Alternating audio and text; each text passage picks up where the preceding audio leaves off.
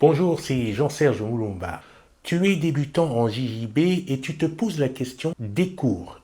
Quel est le meilleur programme qui te convient? Quel est le meilleur club qui te convient pour commencer au Jiu-Jitsu?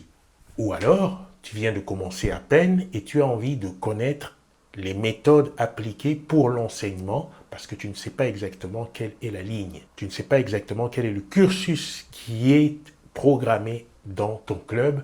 Je te propose dans cette vidéo d'en avoir une idée plus claire de sorte à pouvoir mieux adapter ton apprentissage à l'enseignement qui t'est fourni. Si j'ai pris l'initiative de créer ces petits tutos conceptuels, c'est parce que je souhaite que les débutants ou alors ceux qui se préparent à plonger dans cette discipline aient une information beaucoup plus complète pour pouvoir aborder sans trop d'appréhension la discipline.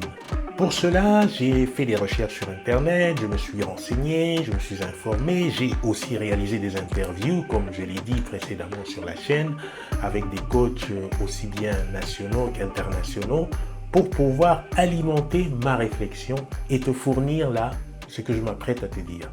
En regardant sur Internet, je suis tombé sur un classement des 10 meilleurs clubs au monde concernant le JJB. Et j'ai voulu par curiosité savoir quels étaient les critères sur lesquels il basait ce classement. Il y en avait 3. Il y avait le professeur en premier, les partenaires en deuxième et ensuite l'environnement. Mais que se passe-t-il quand on débute? Quand on débute et qu'on arrive dans un club, on ne connaît pas trop, si ce n'est peut-être de bouche à oreille, la réputation du club, on ne connaît pas trop le fonctionnement du professeur et encore moins des partenaires. Donc, quelles sont les choses sur lesquelles on peut se baser? Sur quoi est-ce qu'on peut se baser pour poser un premier jugement, une première évaluation concernant le club dans lequel on veut pratiquer? Je pense que pour aborder ce point, il y a deux axes, l'axe personnel et l'axe social. Qu'est-ce que je veux dire par rapport à ces deux axes? L'axe personnel renvoie simplement à l'idée que l'apprentissage est une démarche personnelle. Et pour ça, autant savoir quels sont les ressorts sur lesquels on s'appuie individuellement pour bien apprendre. Pour cela, il faudrait comprendre son système VAK, c'est-à-dire visuel, auditif ou kinesthésique. Quelle est la dominante chez soi? Ça, c'est sur le plan personnel.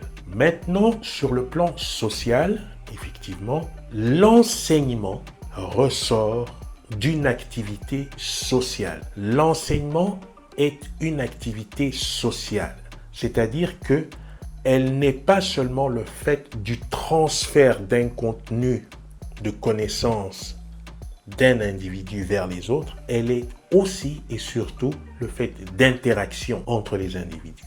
Sans entrer dans l'univers des interactions et de leur nature, qui mérite d'ailleurs aussi de faire l'objet d'une vidéo parce que ces interactions sont cruciales dans leur formatage, dans leur protocole pour favoriser ou défavoriser la progression.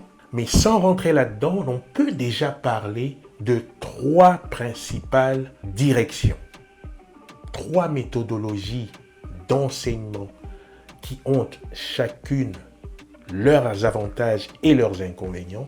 Le tout est de savoir qu'est-ce qu'il en est pour le club et qu'est-ce que l'on veut soi pour progresser.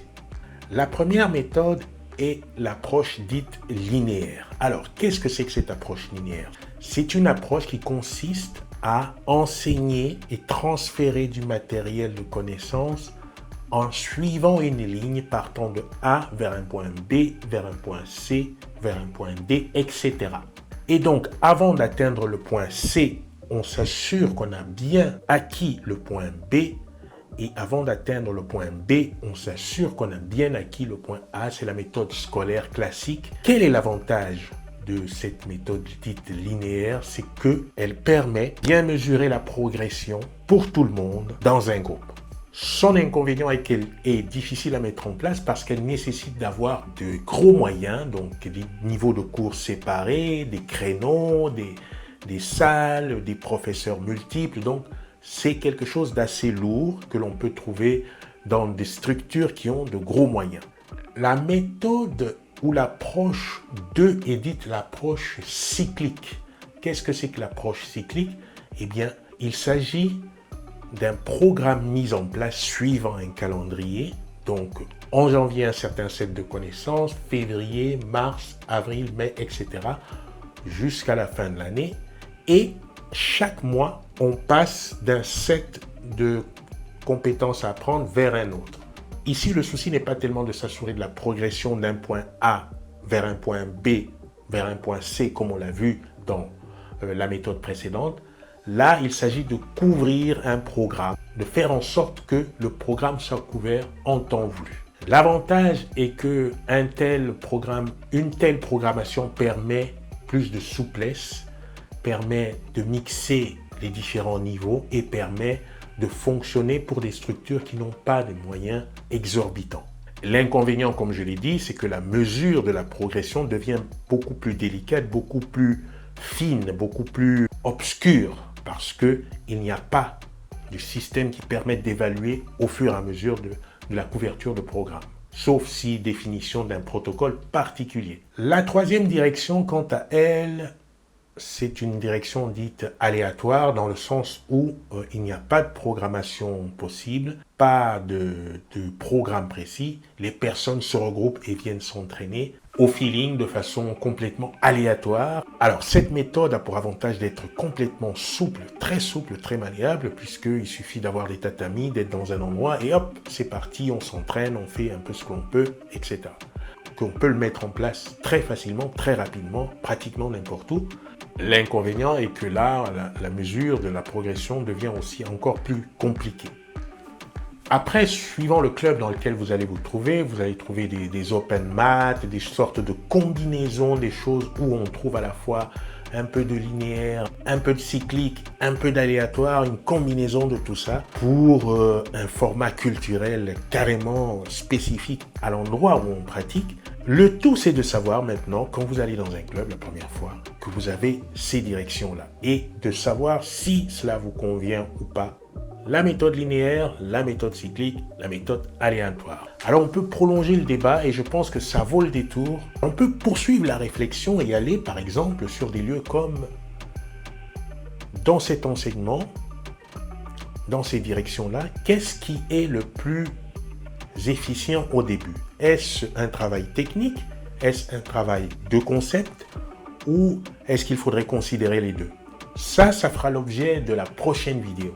En attendant, je te souhaite un bon entraînement et je te dis à la prochaine vidéo. Voilà. Il est là mon rayon de soleil. Voilà. En direct du boxing squad, le rayon de soleil de Sergio. Hey Sergio, c'est ça qu'on veut. Comment il va le frérot? Ça fait plaisir. Là, ça fait plaisir. Ça va, écoute, on va s'entraîner, ça fait plaisir. On est chaud, on est bien, on est là. Oh, super.